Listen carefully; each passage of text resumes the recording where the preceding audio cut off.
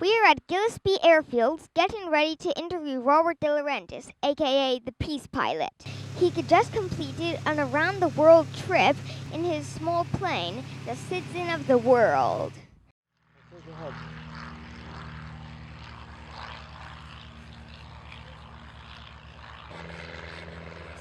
My first aircraft when I went around the world. So, since we last met, you have been around the world. We've been learning a lot following the progress of your mission.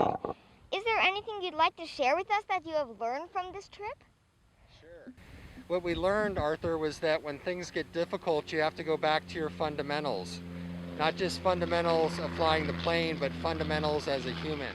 Robert De Laurentiis' trip has made a big impression on me. For one thing, he set a number of firsts in the navigation and aeronautics.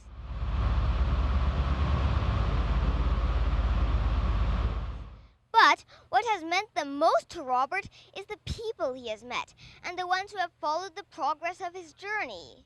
I heard that you met with some organizations in different countries. Was there any whose work especially impressed you? Sure, the Wild Tomorrow Fund out of South Africa was a host to us for a few days, and they were converting land that had been used to grow pineapples back to a corridor for African animals that are migrating. And that opened up that part of the country. They removed snares and plastic and things that were not friendly to animals. They're doing some great work in the world. His mission shines a spotlight on the fact that borders and boundaries are artificial creations, made up by our own willingness to ignore the needs of others so we can focus on making our own lives better, a mindset that often leads to conflict.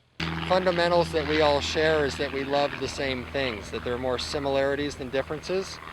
So the similarities are family, love, joy, happiness, safety, security, health, and the pursuit of peace. So when we can focus on those things and not things that divide us like politics, religion, race, the color of our skin, then we're better off, and that's the path forward, I believe.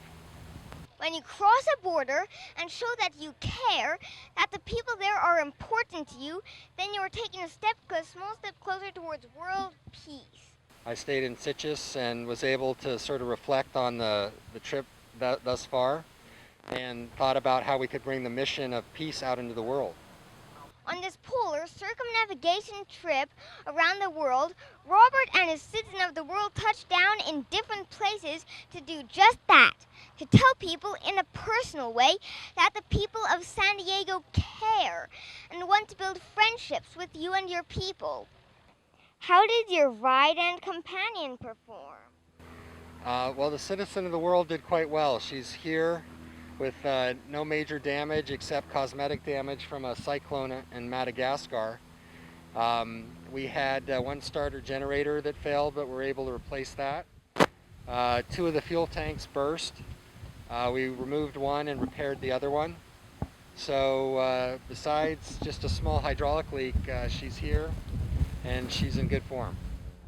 Has the global pandemic had any influence on this trip?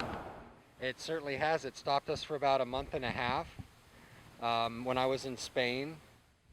My most tense moment was actually on the ground in Dakar, Senegal, when the number one fuel tank burst and sprayed fuel in my eyes and on my chest and on my legs and my arms. I thought that was the end of the mission. I thought the plane would catch on fire, and it did not, and the next day we took off.